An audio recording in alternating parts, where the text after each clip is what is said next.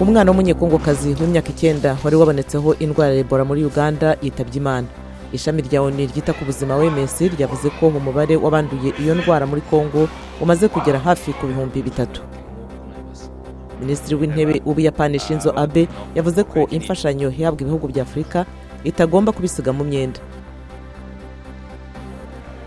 Abanyarigeria bigaragambije ku munsi wa 28 yikurikiranije kuri wa gatanu Alger basaba ihinduka ry'imiyoborere muri rusange. Muri Gambia, umurambo wa Dauda Jawara, perezida wa mbere wa nyuma y'ubwigenge igihugu cyahawe n'Ubwongereza mu 1965, waraye ushyinguwe i Banjul mu murwa mukuru.